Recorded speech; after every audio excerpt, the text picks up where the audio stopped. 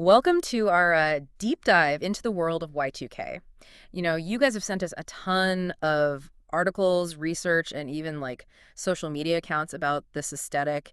And wow, it seems like we've got a lot to unpack. I guess like the big question we're exploring today is why is this blast from the past making such a huge comeback? Yeah, and what's really interesting, I think, is what we think of as Y2K today, like, it's actually a little bit of a mashup. Mm, It blends, like, that initial futuristic Y2K of the late 90s right. with its more extravagant, celebrity-driven successor McBling. Okay, so we've got two waves of Y2K here. I can already like picture those shiny outfits and chunky accessories. Yeah. But I'm curious, how would you define McBling?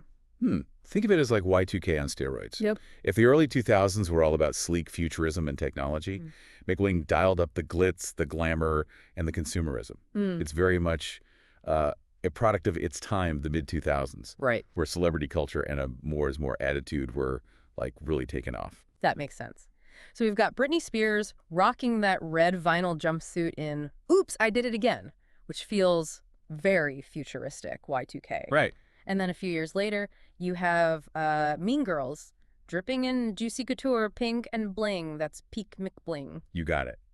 And it's fascinating how these two distinct phases have merged in our collective memory. Right. But even beyond the fashion, there's a deeper story here about our relationship with technology. Right. The name Y2K itself is like a bit of a time capsule, taking us back to that whole Y2K bug scare. Right. Remember when everyone was freaking out about computers crashing and the world like descending into chaos? Yeah, and one of our sources, the CRI research, Hmm. even mentions a programmer named David Eddy who actually popularized the Y2K acronym. Wow. But here's where it gets really interesting. Uh-huh. Instead of technology being the source of fear, it became something to celebrate, Right. something to embrace. So that initial anxiety with the Y2K bug actually flipped and suddenly like technology was cool, shiny, and full of potential. Exactly. Think Mhm. about it.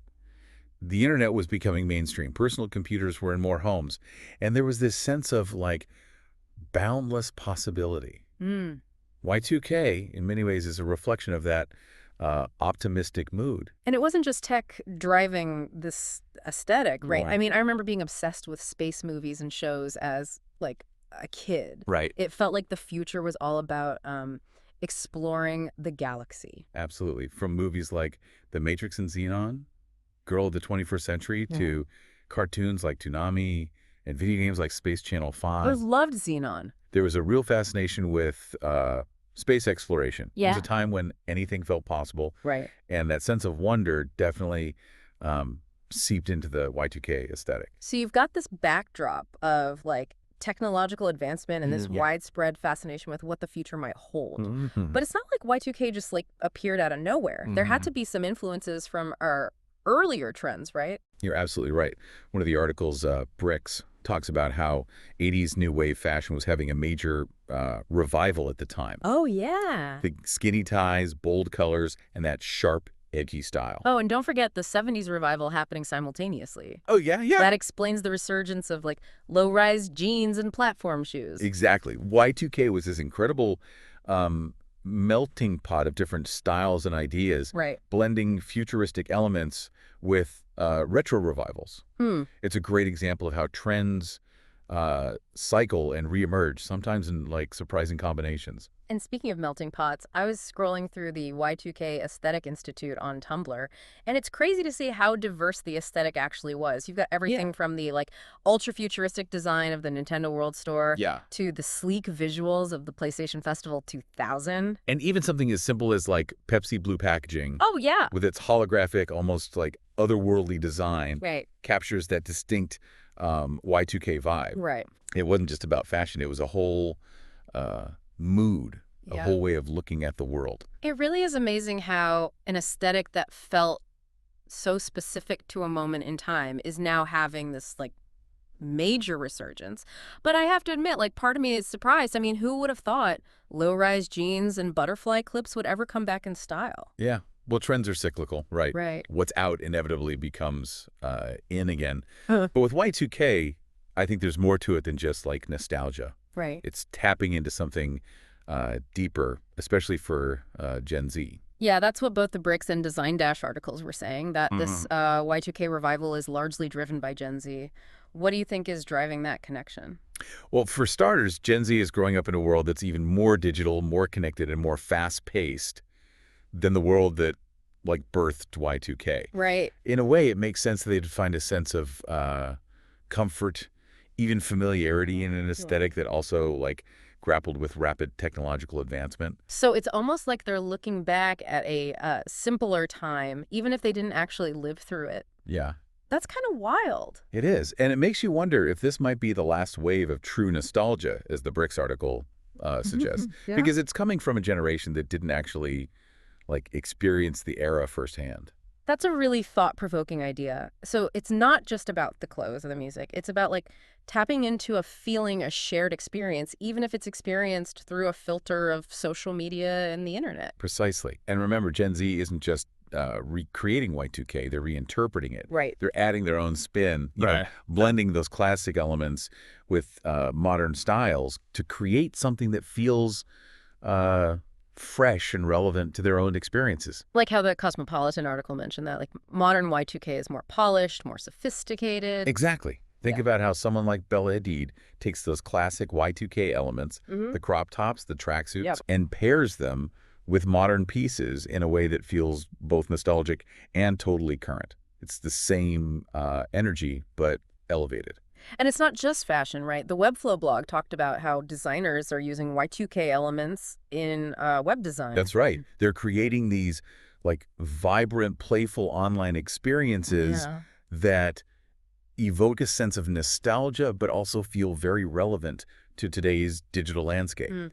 It's a great example of how trends can be reinterpreted and repurposed in creative and unexpected ways. So you've got nostalgia, reinvention, and this like undeniable sense of fun that seems to come with Y2K. Right. But as with any trend, Yeah. especially one that's like being revived, it feels important to look at the whole picture. I completely agree. And one of the things that the Bricks article brought up, which I found particularly thought-provoking, Yeah. was the whitewashing of Y2K trends. You know, now that you mention it, I never really thought about it before, but Right. so many of the iconic Y2K styles we see making a comeback today, Yeah, the right. velour tracksuits, the chainmail dresses, Right. were actually like pioneered by Black women. Exactly. And yet, when we think about Y2K fashion icons, we often default to, like, white celebrities like Paris Hilton, Britney Spears, or Lindsay Lohan. Right. It's a perfect example of how certain voices and contributions can be overlooked or erased from popular memory. It's almost like history is being rewritten, and it makes you realize how important it is to be like mindful of the origins of the trends we embrace. Absolutely. It's a reminder to do our research, to credit the originators, and to celebrate the diversity of influences that have shaped the aesthetic. And speaking of the early 2000s, there was a lot of, well, let's just say, problematic behavior back then, Right. especially towards women. It's true. And that's something we can't ignore when revisiting this era. Mm. The Bricks article goes into detail about how women who, like, embraced hyperfemininity, Right. think Britney Spears and Paris Hilton, Yeah. were often labeled as bimbos and, like, unfairly criticized for their fashion choices and lifestyles. It's heartbreaking to think about what they went through, Yeah. especially knowing what we know now about the pressures and exploitation they faced. What's interesting, though, is how the digital age has, like, enabled a reevaluation of these Mhm. figures.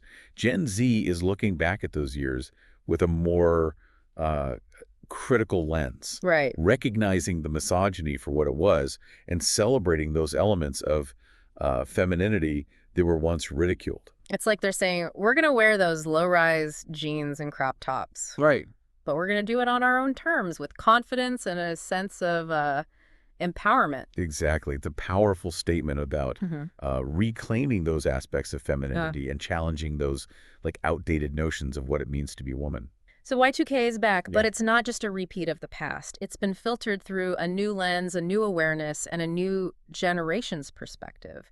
It's about more than just the clothes. It's about like shifting perceptions and rewriting the narrative. Absolutely. And that's what makes it so fascinating to explore. It's a trend. Right. Yes. But it's also a reflection of our evolving values and how we choose to express ourselves. Okay, so we've talked about like the evolution of Y2K, its resurgence, and even some of the more problematic aspects of the era. Right. But like, where do we go from here? Is this just a fleeting trend, or is there something more lasting about this Y2K revival? That's a great question. I think it's safe to say that trends, by their very nature, are, transient. Right. But some trends have a way of like sticking around, of Hmm. influencing the way we think and create, even after they've faded from the mainstream. You think Y2K has that potential to Yeah, like leave a lasting impact? I do. And I think it's already happening. Mm. It sparked important conversations about like cultural appropriation, Mm. about representation, Yeah. about the way we like consume and reinterpret trends. It's Mm. encouraging us to think more critically about the past and how it shapes our present. So it's not just about like digging out our old butterfly clips and low-rise jeans. It's about engaging with this aesthetic in a like thoughtful way. Yeah, exactly. It's about being mindful of the origins of the trends we embrace, Yeah. celebrating the diversity of influences, and challenging those aspects of the past that don't align with our values today. Hmm.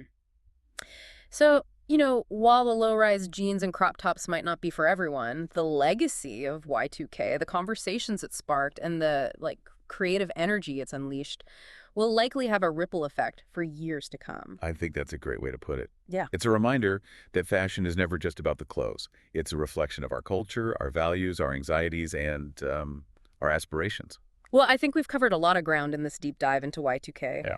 What stands out to you as the most fascinating or surprising thing about this whole aesthetic? Hmm. For me, it's the way Y2K has transcended its original context. Right. It's become more than just a trend. It's a cultural touchstone, a way for different generations to like connect with each other and reinterpret the past. It's definitely more than just like butterfly clips and frosted lip gloss. So if you're feeling inspired to explore the aesthetic further, we highly recommend checking out the Y2K Aesthetic Institute on Tumblr. It's a treasure trove of visual inspiration from fashion and design to music and technology. And hey, maybe you'll even dig out some of your old Y2K era clothes from the back of your closet. It might be time to dust off those platform shoes. That's hot. Thanks for joining us on this deep dive into the world of Y2K. Yeah, thanks for having me.